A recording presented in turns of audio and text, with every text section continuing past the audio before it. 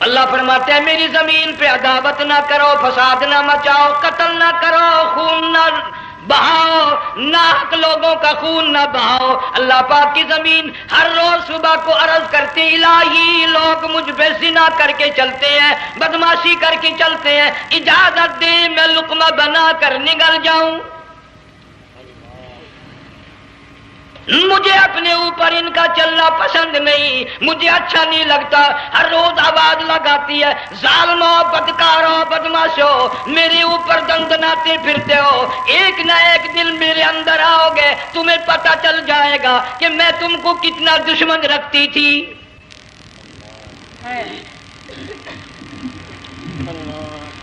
آج لوگ آزاد ہو گئے، جو کسی کی سمجھ میں آتا ہے وہی بکتا ہے، جو سمجھ میں آتا ہے وہی کرتا ہے، نہ کوئی راہ متعین رہی، نہ کوئی مسلک رہا، نہ کوئی بات رہی۔ جناب مدنی کریم صلی اللہ تعالی علیہ وسلم کا بڑا عظیم تر صحابی ہے، بہت بڑا جرنیل ہے، سیدنا معاذ بن جبل رضی اللہ تعالی عنہ، مدینے پاک میں بیمار ہے، آخری وقت ہے، دعا کرو اللہ ہم سب کو مدینے کی موت عطا فرمائے۔ بہت جلیل القدر صحابی ہے۔ علماء کرام نے لکھا ہے کہ جب موت کا وقت بالکل قریب آیا، معاذ بن جبل رضی اللہ تعالی عنہ نے رونا شروع کر دیا، رونے لگ گئے۔ علماء نے لکھا ہے اس وقت بھی مدینے پاک میں اب تک بھی یہ رواج ہے، جب کسی پہ نزع طاری ہو، سکرات طاری ہو، موت قریب ہو، جتنے پاس بیٹھے کھڑے ہوتے ہیں سارے اللہ کے قرآن کی تلاوت کرتے ہیں۔ صحابہ کرام آخری وقت میں قرآن مجید کی ہر وقت تلاوت کیا کرتے تھے، اس لیے حضور کریم صلی اللہ علیہ وسلم نے فرمایا قیامت کا دن ہوگا، اللہ پاک اعلان فرمائیں گے قرآن والے آگے آ جائیں۔ عرض کیا جائے گا قرآن والوں سے کون مراد ہے؟ حق تعالیٰ جل شانہ فرمائیں گے میں قرآن والا اس کو کہتا ہوں جو میرے قرآن سے عشق رکھتا تھا، پیار کرتا تھا، محبت کرتا تھا، اتنا پیار تھا آخری وقت تھا، ادھر موت کا جھٹکا لگا، ادھر میرا بندہ قرآن پڑھ رہا تھا، آج بھی اپنی قبر سے اٹھا، میرا قرآن پڑھتا ہوا اٹھا، تم میدان حشر کا چکر لگاؤ، آج بھی ان کے منہ سے کستوری کی خوشبو آ رہی ہے۔ معاذ بن جبل رضی اللہ تعالیٰ عنہ قرآن مجید کی تلاوت فرماتے فرماتے رونے لگ گئے۔ کسی صحابی نے کہہ دیا موت سے ڈر کے رو رہے ہو، موت سے ڈر گئے؟ فرمایا نہیں۔ پھر کیوں روئے؟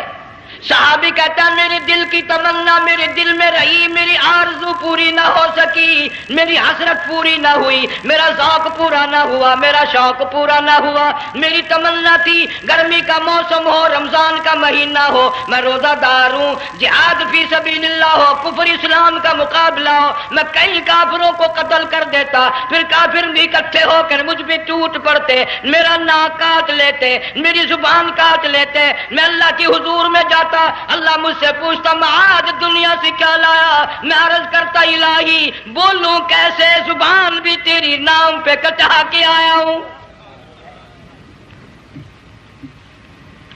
اور روزہ رکھ کر آیا ہوں، نیت یہ ہے کہ تیرے محبوب کے حوض کوثر کے پانی سے روزہ افطار کروں گا۔ ان اللہ والوں کی یہ موت تھی۔ مالک بن دینار رحمت اللہ علیہ ایک عجیب نوجوان کا واقعہ تحریر فرماتے ہیں، گرمی تھی، دوپہر تھی، سورج اپنی شباب پہ تھا، بڑی سخت گرمی تھی، میں نے ایک نوجوان کو دیکھا، وہ پیروں سے معذور ہے، دونوں پیر نہیں ہیں، ہاتھوں کے بل زمین پہ گھسٹ گھسٹ کے چل رہا ہے، اور گلے میں کرتا بھی نہیں، سامان کوئی نہیں، سواری کوئی نہیں، کھانے پینے کا انتظام کوئی نہیں۔ مالک بن دینار رحمت اللہ علیہ فرماتے ہیں میں نے اس نوجوان سے پوچھا کہ تو کہاں سے چلا اس حالت میں؟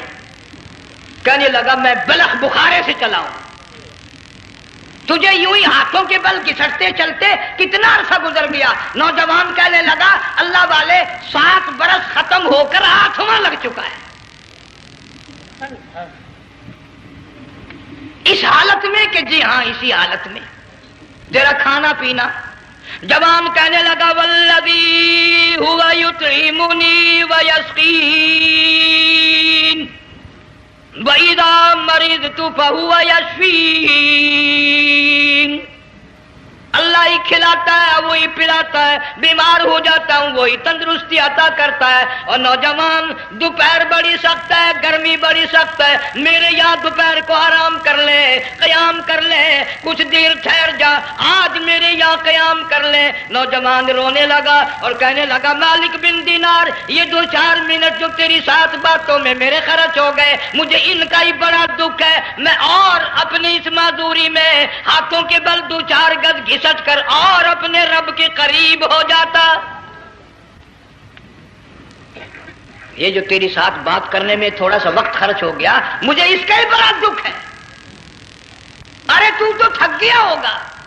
جوان کہتا ہے تیرے دیوانے مگر چلنے سے رک سکتے نہیں، تیرے دیوانے مگر چلنے سے رک سکتے نہیں، پاؤں تھک جاتے ہیں دل ان کے کبھی تھکتے نہیں۔ میرے سامنے تھکنے کا نام نہ لو، میرے دل میں عشق کی آگ جلی ہوئی ہے، سوز و گداز کا سمندر طوفان برپا کر رہا ہے، میں نہیں تھکنا جانتا، میرے یہاں نیند کا سوال نہیں، آرام کا سوال نہیں، میں تو گھسٹ گھسٹ کر رب کے دربار میں حاضر ہوا چاہتا ہوں۔ پوچھا کہ جا کہاں رہے ہو؟ کہنے لگا بیت اللہ کی زیارت کے لیے چلا، روز رسول اللہ صلی اللہ علیہ وسلم کی زیارت کے لیے چلا۔ کھانا پینا کچھ نہیں کہ نہیں، بس کہ منتظر ہوں اس گھڑی کا کہ کب وہ وقت آئے اور کب میں جا کر یوں کہوں کہ اے مدینے کی مہاجر سبز گنبد کے مکی، اے مدینے کے مہاجر سبز گنبد کی مکی، عرش ہے تیرے قدم کے فیض سے یہ سرزمین۔ کب وہ وقت آئے، کب میں مدینے کی گلیوں کو دیکھوں، کب آب و ہوا کو دیکھوں، کب مدینے کی بہاروں کو دیکھوں، کب گنبد خضرا پہ میری نگاہ پڑے، میرے دل کی تسلی ہو جائے۔ عاشق لوگ یوں ہی کیا کرتے ہیں۔ دیہات کی ایک عورت آئی رسول اکرم صلی اللہ علیہ وسلم کی وفات شریف کے بعد اور آ کے کہنے لگی بہن عائشہ رضی اللہ تعالیٰ عنہا، میں نے سنا ہے سرکار کی وفات شریف ہو گئی، کیا کہاں دفن کیا کہ اس حجرے میں؟ کہنے لگی مجھے دروازہ کھول کر قبر کی زیارت تو کرا دے۔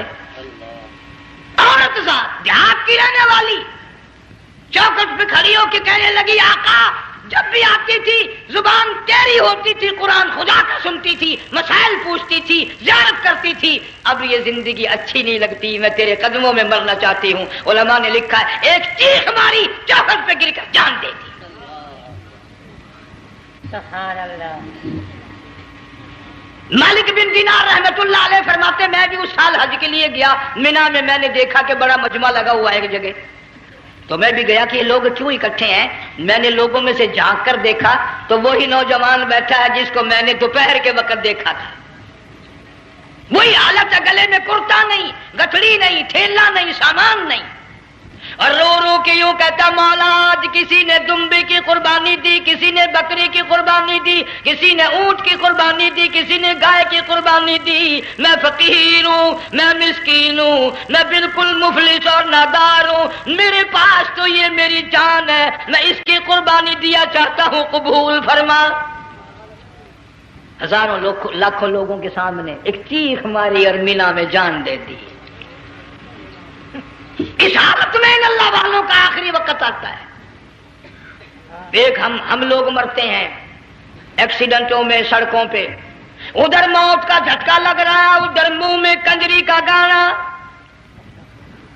ارشاد فرمایا مدنی کریم صلی اللہ تعالی علیہ وسلم نے سیاتی علی الناس زمان، اور لوگوں میری امت میں ایک وقت ایسا آئے گا لوگ اتنے برباد ہو جائیں گے، صبح کو آدمی مومن مسلمان ہوگا، شام کو موت آئی تو جنازہ کافر کا اٹھ رہا ہوگا۔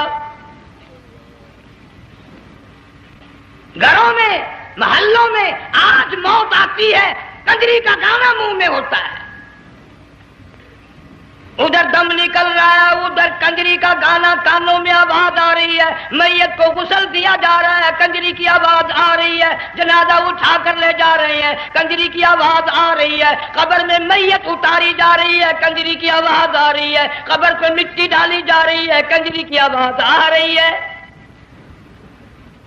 اس محال میں اس معاشرے میں ہم کس طرح ایمان اور یقین اور ایمان ساتھ لے کر مریں گے؟ ہزاروں نہیں لاکھوں کو مرتے وقت کلمہ نصیب نہیں. قسم دے کر پوچھو، ماں مر رہی ہے کلمہ منہ سے نہ نکلا، باپ مر گیا منہ سے کلمہ نہیں نکلا، بیگم صاحبہ چل بسی منہ سے کلمہ نہیں نکلا. ہزاروں چلے گئے اور اپنے جانے کا پھر بھی یقین نہ آیا. تم نے کبھی سوچا تک نہیں، خیال تک نہیں کیا. ارشاد فرمایا مدنی کریم صلی اللہ تعالی علیہ وسلم نے لوگوں ابو ہریرہ رضی اللہ تعالیٰ عنہ سے پوچھا تو کیوں رویا؟ عرض کرنے لگا میرے آقا اتنی کمزوری کبھی نہ دیکھی، اتنی ضعیفی کبھی نہ دیکھی، اتنی ناتوانی کبھی نہیں دیکھی، چہرہ انور بالکل کمزور ہو گیا. آپ نے ٹھنڈا سانس لے کر فرمایا ابو ہریرہ تجھے معلوم نہیں موت بالکل قریب آ گئی، بالکل قریب آ گئی موت.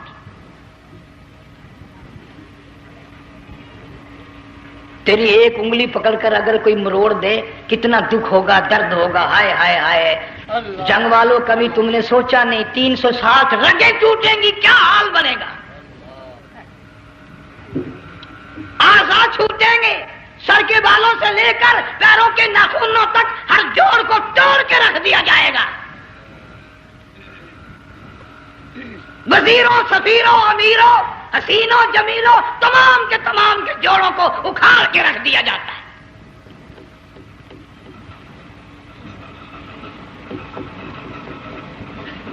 پروگرام تک نہیں مرد عورتوں کا کہ یہ دنیا کسی کی نہ بنی، قبر میں آخر جانا ہی جانا ہے.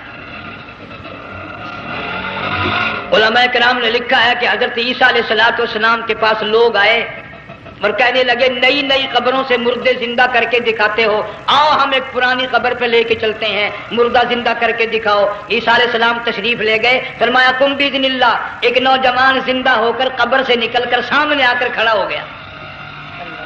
عیسیٰ علیہ السلام نے پوچھا تو کون ہے؟ وہ کہنے لگا میرا نام سام ہے، میں حضرت نوح علیہ السلام کا بیٹا ہوں.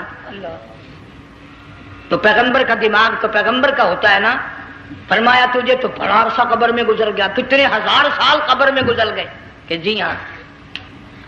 عیسیٰ علیہ السلام نے فرمایا یار ملاقات تو اللہ نے کرائی دی، قبر کا کچھ حال تو بتا کیا بنتی ہے، قبر کا کچھ ماحول بتا، قبر کی خبر بتا. علماء کرام نے لکھا وہ نوجوان رونے لگا اور کہنے لگا عیسیٰ علیہ السلام تو قبر کی خبر پوچھتا ہے، قبر کا حال پوچھتا ہے، قبر کا ماحول پوچھتا ہے، قبر کا معاملہ مجھ سے پوچھتے ہو، آپ مجھ سے پہلے یہ کیوں نہیں پوچھتے کہ موت کا جھٹکا کتنا شدید ہے؟ نوجوان رو کے کہنے لگا عیسیٰ علیہ السلام کتنے ہزار سال میری موت کو گزر گئے پر مالک کائنات کی قسم آج تک میرا منہ کڑوا ہے.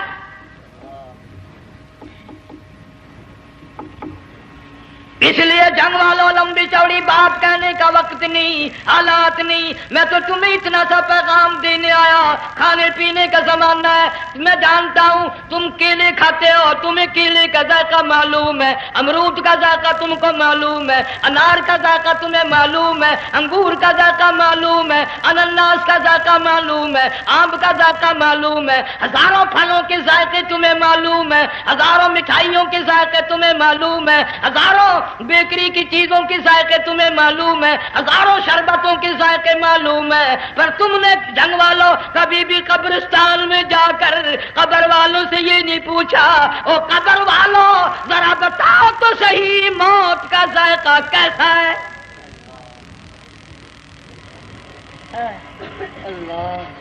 تم نے چکھا نہیں، جنہوں نے چکھا وہ بتانے نہ آئے کیسا ذائقہ ہے. اس لیے قرآن کہتا کلا اذا بلغت التراقی وقیل من راق وظن انه الفراق والتفت الساق بالساق الى ربك يومئذ المساق. بادشاہ ہو، امیر ہو، وزیر ہو، فقیر ہو، غریب ہو، رگیں ٹوٹیں گی، موت آئے گی. اور جس کی آئی تمہیں معلوم نہیں کس طرح آئی، کس حال میں آئی. جن کے دلوں میں ان باتوں کا خیال آیا، خدا کی قسم صحابہ کرام میں سے اتنے رویا کرتے تھے آنکھیں ختم ہو گئی. جناب فاروق اعظم رضی اللہ تعالیٰ عنہ کو کسی نے دیکھا رو رہے ہیں، بے تحاشا رو رہے ہیں. پوچھ لیا بڑا بہادر پہلوان فاروق تجھے کیا ہوا، اتنا کیوں رویا؟ فرمانے لگے تمہیں معلوم نہیں قبر کا اندھیرا یاد آ گیا.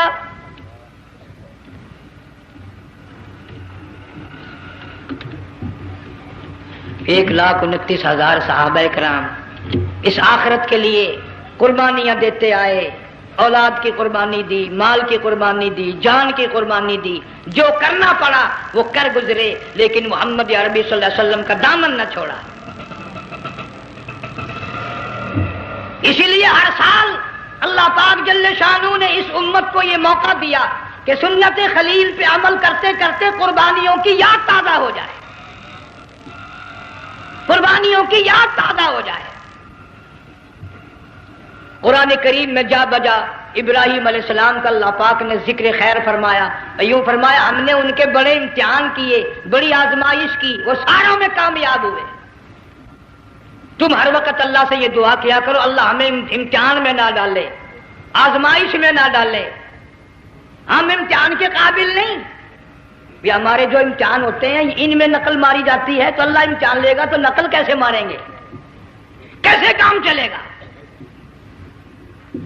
جناب ابراہیم علیہ السلام کو اللہ پاک نے ہزاروں امتحان میں مبتلا کیا، ہزاروں آزمائشیں کی، فَأَتَمَّهُنَّ سب میں کامیاب گیا، سب میں پاس نکلا.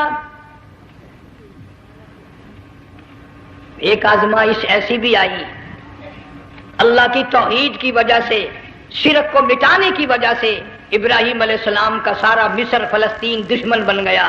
حضرت سارہ کو ساتھ لے کر چل دیے، ایک بیوی ساتھ ہے اکیلا دم میں.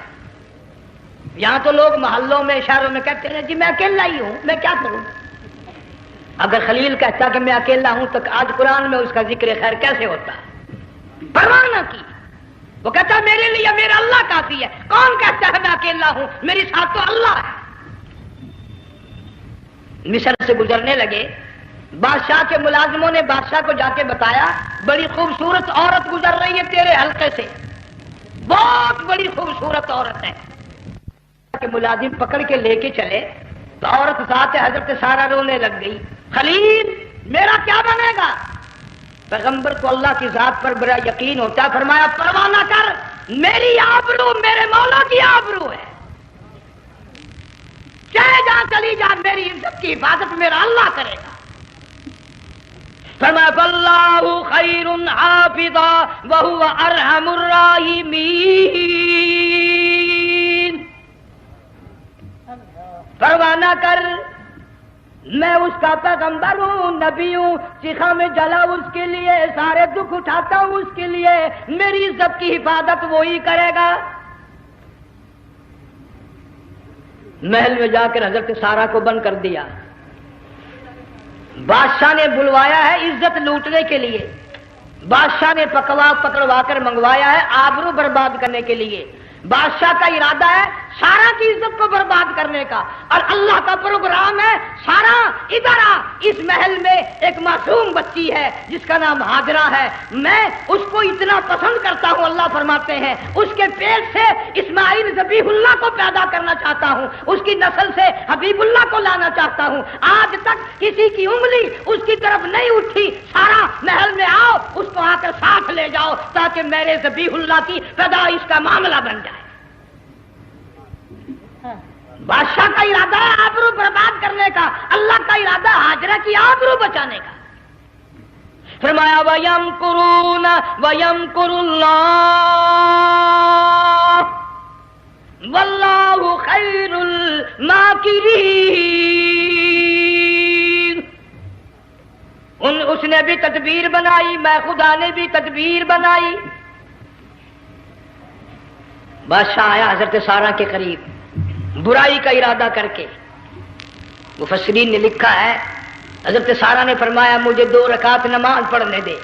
یہاں سے پتہ چلا کوئی پاک دامن عورت، کوئی نیک بیٹی اگر گنڈوں میں بدماشوں میں پھنس جائے عزت بچانے کا طریقہ یہ ہے وضو کر کے اللہ کے سامنے نیت تو باندھ، تیری عزت کے لیے وہ فرشتے بھیجے گا۔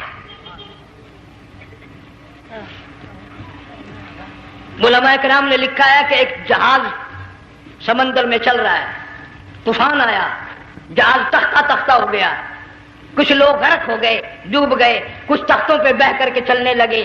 ایک عورت گود میں بچہ ہے، ایک حبشی نوجوان دوسرے تختے پہ بیٹھا ہوا جاتا ہے۔ اس نے عورت اکیلی دیکھ کر اپنا تختہ چھوڑ دیا اور بدماشی کے ارادے سے عورت کے تختے پہ آ بیٹھا۔ تم جنگ والے سوچ رہے ہوگے کہ ڈوبتے وقت بھی باز نہ آئے، یہ سیلاب آتے ہیں لوگ بدماشیوں سے باز آئے؟ ڈوب گئے مگر باز نہ آئے، بغیرتی لوگ کرتے ہی رہے۔ علماء کرام نے لکھا حبشی نوجوان نے عورت کا بچہ چھینا سمندر میں پھینک دیا۔ عورت روئی اور کہنے لگی میرے اللہ، بیٹھی رہتی ہوں، عزت جاتی ہے، حرکت کرتی ہوں، ڈوب جاؤں گی۔ میں نے سنا ہے سمندر کی گہرائیوں سے تو نے یونس علیہ السلام کی سنی تھی، میں تو پانی کے اوپر بہ رہی ہوں، مولا میری آبرو بچا،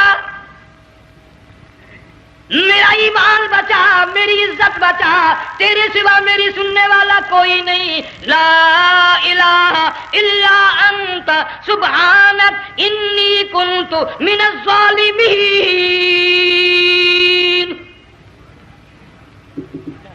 علماء نے لکھا ہے کہ ایک گردن سی نمودار ہوئی پانی میں سے اور حبشی نوجوان کو ایک ہی لقمہ بنا کر لے گئی۔ وہ تو ہر جگہ سنتا ہے، پکارنے والا بے بس بے کس ہو کر جب اس کو پکارتا ہے وہ ہر جگہ انداز پہنچاتا ہے، وہ ہے جو موجود ہر جگہ۔ عورت بہتی بہتی کنارے جا لگی، ایک جہاز قریب آیا، دوپٹے کا اشارہ کر کے اس کو بلایا۔ جہاز میں جب سوار ہوئی تو دیکھتی کیا ہے، ایک نوجوان کی گود میں اس کا وہ بچہ جو سمندر میں پھینک دیا تھا بیٹھا ہوا کھیل رہا ہے۔ ٹوٹ پڑی میرا بچہ ہے۔ لوگوں نے کہا تیرا کہاں سے آیا؟ ماجرا سنایا، اس طرح ہوا۔ جہاز کے کپتان نے کہا ہم جہاز لے کر آ رہے تھے، غیب سے آواز آئی جہاز ادھر کو لے آؤ ورنہ ڈبو دیے جاؤ گے۔ ہم جب جہاز وہاں لے کر پہنچے تو دیکھتے کیا ہے کہ ایک جانور کی پیٹھ پہ یہ بچہ بیٹھا ہوا کھیل رہا تھا۔ عزت بھی بچی، ایمان بھی بچا، بچہ بھی بچا، اور کوئی بچانے کے لیے تدبیر کرے جبھی نا۔ حضرت سارہ نے نماز پڑھ کر بددعا کر دی، بادشاہ کے سارے بدن میں درد ہونے لگا۔ پیغمبر کا سارا گھر بڑا کریم ہوتا ہے، جب اس کو درد نے ستایا نا کہنے لگا میں وعدہ کرتا ہوں تجھے کچھ نہیں کہوں گا، میرے لیے دعا کر دے۔ اب اگر کوئی جنگ کا ہوتا یا میں ہوتا کہتا دفع ہو تیرے واسطے دعا کا دی، لیکن حضرت سارہ نے پھر جھولی پھیلا دی، مولا وعدہ کرتا ہے بدماشی سے توبہ کرتا ہے، اس کو تندرستی عطا فرما دے۔ اللہ نے تندرستی عطا کر دی۔ وہ پھر کہنے لگا لو ایسی حسین عورت کب ہاتھ آئے گی، پھر برائی کے لیے تیار ہوگی۔ یہاں سے پتہ چلا کہ یہ جو گنڈے بدماش ہوتے ہیں ان کی قسم کا بھی کوئی یقین نہیں۔ اگلے دن ایک آدمی نے قسم کھائی تو اس کے خلاف کرنے لگا، لوگ کہنے لگے کہ تو نے قسم کھائی تھی، قرآن اٹھایا تھا، اب کہ کیا تھی گیا بل ڈٹھی ہوئی مسجد سی، پاٹیا ہوا قرآن سی، اگر ڈٹھی ہوئی مسجد سی تو پاٹیا قرآن سی، قرآن کے لا پورا سی جڑا میں چاہیا۔ مگر اسے یہ معلوم نہیں کہ تو نے تو پڑھا قرآن اٹھایا، ڈٹھی ہوئی مسجد میں اٹھایا، خدا کا جب غضب آئے گا تو وہ ادھورا نہیں آئے گا، وہ ادھورا نہیں آیا کرتا۔ 3 مرتبہ اس بادشاہ نے حضرت سارہ کے ساتھ ایسا کرنے کا ارادہ کیا، پھر دعا ہوئی، پھر بد دعا ہوئی، پھر دعا ہوئی، پھر بد دعا ہوئی۔ آخر کار کہنے لگا اپنے ملازموں کو کہ وہ بدماش ہو، عورت کے روپ میں کسی بلا کو پکڑ کے لائے ہو، کسی جن بھوت کو لے آئے ہو، اور کہنے لگا تو چلی میرے محل سے جلدی چلی جا۔ اور جاتی جاتی وہ کہا کہ یہ تیری خدمت کیا کرے گی، یہ بچی میرے محل میں ہے، اس کو ساتھ لے جا۔ حضرت سارہ کو ہاجرہ کو ساتھ کر دیا، سیانی ہو گئی، حضرت ابراہیم علیہ السلام سے نکاح کر دیا، اسماعیل علیہ السلام پیدا ہو گئے۔ اللہ میاں جب حضرت ابراہیم علیہ السلام چومتے ہیں، چاٹتے ہیں، ماتھے پہ بوسے دیتے ہیں، اٹھاتے ہیں، پیغمبر کا بیٹا خود بھی نبی اور آل میں آنے والا نبی کالی کملی والا صلی اللہ علیہ وسلم، کتنا حسین چہرہ ہوگا۔ اللہ میاں نے پھر آزما لیا، हुक्म दिया कि इस हाजरा को, इस्माइल को, दोनों माँ बेटों को वहां छोड़ के आ जहां सैकड़ों मील में पानी कोई नहीं, आदमी कोई नहीं, रास्ता कोई नहीं, घास कोई नहीं, पत्ता कोई नहीं, जहां बैतुल्लाह है यहां के बारे में हुक्म दिया, छोड़ के आ। और अगर आपको नींद नहीं आई तो मजा आएगा, अल्लाह ने यही फरमा दिया, बताना नहीं है कि मैंने हुक्म दिया है। खुदा हाफिज नबी नहीं कहता अपनी बीवी को। आज लोग हर बात में कह देते हैं हमारे पीरों को पता कल को क्या होगा, हमारे फकीरों को पता है परसों क्या होगा। और बड़ी मुद्दत की बात है, यही मौसम था, चमासा गर्मी थी, अनारकली लाहौर से हम कई साथी गुजर रहे थे, फुटपाथ पे बैठा है एक मलंग, चारों तरफ लोग खड़े, बड़ा मजमा। काफी दिनों की तो बात हो गई, हाथों की लकीर देखकर लोगों की तकदीर बता रहा था। किसी को कहता था तुझे बड़ी ऊंची पोस्ट मिलेगी, किसी को कहता था तेरी शादी बड़ी फर्स्ट क्लास लेडी से होगी। वो बाबू तो कोडा ही हो जाता था, लेडियों पे बड़े मराइए लेडे। कोई काम नहीं, रात दिन बस लेडियों के पीछे ही फिरना है। अल्लाह। मैंने अपने साथियों से कहा, मैंने कहा मैं भी तकदीर पूछता हूँ अपनी। कहने लगे शरारत हो जाएगी। मैंने कहा सारी दुनिया पर हाथ दिखा रही है, कोई शरारत नहीं, मेरे हाथ में शरारत है। 1 रुपया ले रहा था वो, मैं भी लोगों में घुसाता, भीड़ में से ऊपर नीचे यूं होता होता मैं भी पहुंच गया, और दोनों घुटने मैंने जमीन पे रख दिया, रुपया हाथ में। मैंने उसके लेकर कहा, मैं क्या मलंग जी अगर अब क्या मेरी शादी हो जाएगी कि नहीं। अब उसने देख के मेरी तरफ कहने लगा, उसने सोचा कि यहाँ अच्छे भले को नहीं मिलती पाकिस्तान में, इसे कौन देगा। अच्छी तरह मेरा हाथ देखा भी नहीं, झटक के कहने लगा नो तेरी शादी नहीं होनी। मैं क्या खोते, तेरे बाप के 8 बच्चे खेल रहे हैं।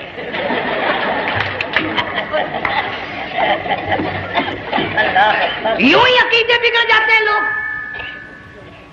हमारे पीर को पता, फकीर को पता, किसी को पता नहीं है, कोई नहीं जानता। फरमाया वमा तदरी नफ्सुम माज़ा तक्सिबु गदा, कोई नहीं जानता कल क्या हो जाएगा। वमा तदरी नफ्सुम बिअय्यि अर्ज़िन तमूत, कोई नहीं जानता जमीन के किस टुकड़े पे मौत आएगी। इन्नल्लाह अलीमुन खबीर, एक अल्लाह की जात जानती है। हज़रत हाजरा इस्माइल अलैहिस्सलाम को छोड़कर चल दिए, न खुदा हाफिज कहा, न कोई तसल्ली दी। थोड़ी सी खजूरें, थोड़ा सा पानी, खत्म हो गया। इब्राहिम अलैहिस्सलाम जब दूर निकल गए तो हजरत हाजरा ने देखा ये तो चले गए। खड़ी होकर आवाज दी, ऐ मेरे इब्राहिम। मुड़ कर नहीं देखते। जंग वालों, अल्लाह का पैगंबर अल्लाह की इजाजत के बगैर अपनी बीवी की तरफ नहीं देखता, घरवाली की तरफ नजर उठाकर नहीं देखता। एक तुम हो, चिट्टी दाढ़ी, बुढ़ेपा, काले बुरके वाली नजर आ जाए ना, आगे भागकर वो बड़े नहीं आते हैं। कहां जाना चाहती हैं आप? तेरी मां लगती है, आप चली जाए तो ये क्या हुआ? ये काले बुरके पे मरते मरते मरते मरते मर ही गए। ऐसा अजीब तमाशा। वो लाहौर प्लेटफार्म पर फिर रही थी ना एक लेडी बुरका ओढ़े, आ गया एक लेडा, कहने लगा सेब नप लाऊं? ले आए, वाह काम बन गया। उसे नप ले आया। थोड़ी देर के बाद कहने लगा मेरे ख्याल में फैंटा भी हो जाए। ले आए, सुभान अल्लाह, पक्का काम हो गया। उसे मनब भी पी ली, फैंटा भी निकाल गई। थोड़ी देर के बाद कहने लगा सेब ले आऊं? वो ले ही आया सेब। क्या आपके लिए मैं सेब लाया हूं, आप खाएं? कहने लगी नहीं आप खाएं। उसने सोचा हो मेरी भी मोहब्बत हो गई है, सेब खाने के लिए मुझे भी कह रही है। जब उसने इसरार किया ना कि मैं तो तेरे लिए लाया हूं, खा तो सही। कहने लगी कैसे खाऊं, मेरे मुंह में दांत ही नहीं है। अब पता चला इसे कि सुबह से मैं तो पुराने पिप्पी के पीछे फिर रहा था।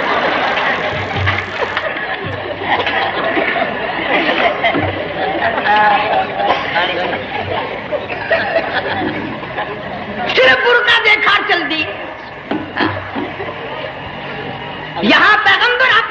والی کی طرف نہیں دیکھتا. حضرت ہاجرہ نے اسماعیل علیہ السلام کو سینے سے لگایا. عرب کی قداور مائی، طاقتور مائی دوڑ لگا کر حضرت خلیل کا راستہ آ کے روک لیا اور کہنے لگی میں جوان عورت، یہ پیارا نور نظر، یہ لخت جگر، شکل تو دیکھو، صورت تو دیکھو، ہمیں یہاں چھوڑ کے جا رہے ہو. اللہ کا پیغمبر بولتا نہیں. پتہ چلا پیغمبر اللہ کی اجازت کے بغیر سانس نہیں لیتا، آنکھ کا اشارہ نہیں کرتا. حضرت ہاجرہ رونے لگ گئی، میرے خلیل، میری ابراہیم، میرا قصور بتاؤ، میرا جرم بتاؤ، میری خطا بتاؤ، میرا گناہ بتاؤ، معافی چاہوں گی، معذرت کروں گی. اس بچے کا کیا گناہ ہے اس میدان میں چھوڑ کے چلے ہو؟ بولتے نہیں ہیں، اللہ کی طرف سے بولنے کی اجازت نہیں ہے. حضرت ہاجرہ نے خود ہی قیاس لگایا، سوچتی ہیں پیغمبر تو کسی پہ ظلم نہیں کرتا. وہ کہنے لگی خلیل کہیں اس رب کا حکم تو نہیں، کہیں اس اللہ کا یوں حکم تو نہیں. جنگ کے لوگوں اگر خلیل ہاں کہہ دیتا تو کیا حرج تھا؟ ہاں نہیں کہتا، اجازت نہیں، تاکہ ہاجرہ کے یقین ایمان کا امتحان مکمل ہو. مفسرین نے لکھا ہے کہ حضرت ابراہیم علیہ السلام نے سر کا یوں اشارہ کیا، بس ذرا سا ہاں. پھر عورت کا ایمان دیکھ، یقین دیکھ، یہی نہ بیٹھی، دوڑ کے وہاں گئی ہے جہاں پہلے بٹھا کر آئے تھے اور کہنے لگی ابراہیم جاؤ، میں جانوں میرا رب جانے، پرواہ نہیں. راتیں آتی ہیں چلی جاتی ہیں، دن آتے ہیں گزر جاتے ہیں. تھوڑی سی کھجوریں تھی وہ ختم ہو گئی، پانی ختم ہو گیا، بھوک اور پیاس نے بے چین کر دیا. اسماعیل علیہ السلام کی اتنی لمبی زبان باہر نکلا. دو پتھر کھڑے کر کے اوپر ایک پتھر رکھ کر چھاؤں بنائی، اس کے نیچے لٹا دیا اور پھر چکر لگایا. کبھی صفا پہاڑی پہ چڑھتی ہے، کبھی مروہ پہاڑی پہ چڑھتی ہے، کبھی اترتی ہے اور ڈھلوان میں سے بھاگ کر چلتی ہے جب اپنا بچہ نظر نہیں آتا. سارے کہہ دو اللہ بڑا بے نیاز ہے، اللہ بڑا، زور سے کہو اللہ بڑا. کسی کے 500 سال کے سجدے رد، کسی کی ہزاروں سخاوت صدقات رد، کسی کی چال منظور، کسی کی رفتار منظور، کسی کی ٹور منظور. اور یوں فرمایا ہاجرہ میری رحمت کی تلاش میں آج جو تو نے دوڑ لگائی ہے، یہ تیری چال ڈال رفتار ٹور ہمیں اتنی پسند آ گئی، اتنی پسند آ گئی کہ آج کے بعد خلیل اللہ کیوں نہ ہو، ذبیح اللہ کیوں نہ ہو، کلیم اللہ کیوں نہ ہو، روح اللہ کیوں نہ ہو، حبیب اللہ کیوں نہ ہو، صحابہ کرام کیوں نہ ہو، قطب ابدال غوث کیوں نہ ہو. میری ہاجرہ مجھے اپنی کبریائی کی قسم جب تک وہ تیری چال چل کے نہ دکھائے گی حاجی کا لانے کا حقدار نہیں ہو سکتا. تیری رفتار اسے چلنی پڑے گی. فرمایا ان الصفا والمروہ من شعائر اللہ فمن حج البیت او اعتمر فلا جناح علیہ ان یطوف بہما ومن تطوع خیرا فإن اللہ شاکر علیم. 7ویں چکر میں آواز سی آئی، اب رو پڑی حضرت ہاجرہ، کہنے لگی میرا بچہ اگر چل بسا میں پھر کیا کروں گی. سن لی میں نے آواز. آپ کی کیا دیکھتی ہے، اسماعیل علیہ السلام کی نرم و نازک ایڑیاں جس زمین پہ رگڑی گئی تھی وہاں سے چشمہ جاری کر دیا. حضرت ہاجرہ نے پی لیا، بھوک بھی ختم ہو گئی، پیاس بھی ختم ہو گئی، بچے کو بھی پلایا. اللہ تعالیٰ نے خانہ کعبہ کی بنیاد ڈال دی، ایسے گھر کی بنیاد ڈالی. حضور صلی اللہ علیہ وسلم فرماتے ہیں 500 سال کی عبادت ایک طرف اور بیت اللہ پہ ایک نگاہ یوں ڈالنا ایک طرف. 500 سال کی عبادت کا وہ ثواب نہیں جو ایک نظر خانہ کعبہ پہ ڈالنے کا ثواب ہے. اور اللہ پاک یوں فرماتے ہیں کہ جو آنے والا حجر اسود کو بوسہ دیتا ہے، اللہ پاک یوں فرماتے ہیں میں سمجھتا ہوں میرا سجا ہاتھ پکڑ کر میرے بندے نے چوم لیا. جو غلاف کعبہ کو پکڑ کر مانگتا ہے، اللہ فرماتے ہیں میں یہ سمجھتا ہوں میرا دامن پکڑ کے مانگ لیا. جو مقام ملتزم پہ لپٹ کے مانگتا ہے، اللہ فرماتے ہیں میں سمجھتا ہوں میری چوکھٹ پہ پڑھ کے مانگ لیا. اور فرمایا لوگوں یہ جو آنے والے آئے ہیں یہ رشتہ داروں کے مہمان نہیں، عزیزوں کے مہمان نہیں، دوستوں کے مہمان نہیں، میں خدا میزبان ہوں، یہ میرے مہمان ہیں. آج ان کی دعاؤں پہ آمین کہو. فرشتوں کو حکم ہوتا ہے ان سے مسافے کرو، مگر اللہ تعالیٰ سب کو توفیق دے کہ حج مکمل کر کے آئیں اور سب کا حج قبول فرمائے۔ میرے علاقے میں کئی سالوں کی بات ہے پرانی، جب کوئی حاجی تھا، ایک آدمی حج کر کے آیا، میں دوپہر کو اس کو ملنے گیا تو زور کی نماز کا وقت آیا، میں اٹھ کے چلا گیا نماز پڑھنے، پھر عصر کی نماز کا وقت آیا، میں اٹھا اور نماز پڑھ کے آ گیا۔ میں نے اس حاجی کے لڑکے سے پوچھا، میں نے کہا حاجی صاحب نے نماز یہیں پڑھی؟ تو کہنے لگا جی ابھی شروع نہیں کی، سفر کے تھکے ہوئے ہیں نا، 2-4 دن کے بعد شروع کریں گے۔ شکر ہے پہلے لوگ جھوٹ نہیں بولا کرتے تھے، ہاں آج کل کا ہوتا ہے نا تو وہ کہہ دیتا ہے جی یہ تو کئی وقت کی کچھی پڑھ کر بیٹھے ہیں۔ تو پھر مولوی تھا نا، میں بیٹھ گیا حاجی کے پاس، باتوں میں اس کو لے آیا، یہی میں نے کہا حاجی صاحب نماز نہیں پڑھی؟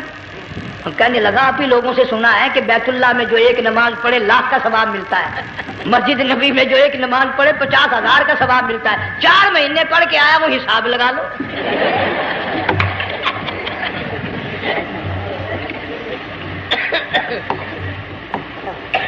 مسائل سیکھتے نہیں، ارکان اور آداب بیت اللہ کے سیکھتے نہیں۔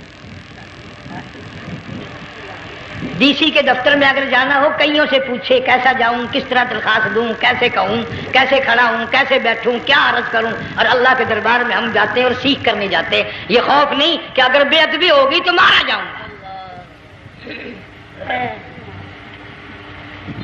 اللہ تبارک و تعالیٰ جل شانہ نے اسماعیل علیہ السلام کی نرم و نازک ایڑیوں سے بنیاد ڈال کر خانہ کعبہ کی، اللہ نے ہمیں یہ کعبہ دیا، گناہوں کی معافی مانگنے کے لیے وہاں جاؤ، اللہ تبارک و تعالیٰ کے دربار میں حاضر ہو کر مانگنے کے لیے یہاں جاؤ۔ ارشاد فرمایا مدنی کریم صلی اللہ تعالی علیہ وسلم نے، جو آدمی صحیح ارکان حج کے ادا کر کے واپس جاتا ہے اس طرح واپس آتا ہے گویا آج ہی ماں کے پیٹ سے پیدا ہوا۔ پہلے لوگ یوں ہی حج کیا کرتے تھے، یوں ہی قربانیاں کرتے تھے، اب تو ہر چیز کی لوگ آسانی تلاش کرتے ہیں۔ پچھلے بقرعید کے موقع پر ہمارے مسجد میں ایک آدمی مجھے کہنے لگا اگر کوئی غریب آدمی مرغی کی قربانی دے دے تو لگ جائے گی؟ میں نے کہا تو مکھی مار دے انشاءاللہ وہی لگ جائے گی۔ سارے کام ٹیڑھی ہو گئے، نیچے نیچے نیچے نیچے کو چلے آ رہے۔ آج کل وہ ٹیڑھی بکرے بکری آئے ہوئے ہیں نا، کہیں تو قربانی کے لیے یا کندھے کو اٹھا کر لاوے۔ اب بتاؤ یہ گوشت بانٹے گا یا کھاوے گا یا فریج میں رکھے گا، کیا کرے گا؟ بالکل کام بگڑ گیا۔ حضور صلی اللہ علیہ وسلم نے فرمایا قربانی کا جانور اچھا تلاش کر کے لاؤ، اس کے بدن پہ جتنے بال ہوتے ہیں اتنی نیکیاں لکھی جاتی ہیں۔ اور میرا موضوع نہیں، حضور صلی اللہ علیہ وسلم نے فرمایا کہ میں نے اللہ سے دعا کی تھی میری امت کا کیا بنے گا، پل صراط پہ سے گزرتے وقت اللہ تعالیٰ نے میری دعا کو قبول فرما کر یوں فرما دیا کہ تیری امت جو قربانی میں جانور ذبح کرے گی میں خدا پل صراط کے کنارے پر زندہ کر کے ان سب جانوروں کو سواریاں بنا کر پیش کر دوں گا۔ اس لیے بقرعید بالکل قریب آ گئی، ہر دین ایمان اسلام کے لیے قربانی کے لیے تیار رہو۔ زیادہ سے زیادہ مجھے آج کل فکر لگا ہوا ہے کہ اپنے گھروں کو میں نماز کا اہتمام کرو۔ آج حال یہ بنا ہوا ہے کہ اگر گھر والی کی گود میں موت آئی تو گھر والی بے نماز، دھی کی گود میں موت آئی دھی بے نماز، بہن کی جھولی میں موت آئی بہن بے نماز، بیٹے کی گود میں موت آئی بیٹا بے نماز، بھائی کی گود میں موت آئی بھائی بے نماز، ڈاکٹر کے ہاتھ میں موت آئی ڈاکٹر بے نماز، کمپیوٹر کے ہاتھ میں موت آئی کمپیوٹر بے نماز، نرس کے ہاتھ میں موت آئی نرس بے نماز، تیرا کفن خرید کے لانے والا بے نماز، تیرے غسل کا پانی گرم کرنے والا بے نماز، تیری قبر کھودنے والے بے نماز، تیرا جنازہ اٹھانے والے بے نماز، تیری قبر پہ مٹی ڈالنے والے بے نماز۔ اگر تو نمازی بھی ہے یہ اتنے چاروں طرف کے بے نماز تجھے جنت میں کب جانے دیں گے؟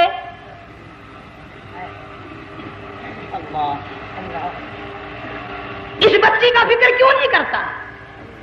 کلاس میں فیل ہو جائے تجھے دکھ لگتا ہے میری بچی فیل ہو گئی، ساری عمر نماز نہ پڑھے تجھے کبھی درد نہیں ہوا کہ جہنم کے انگاروں میں جلے گی؟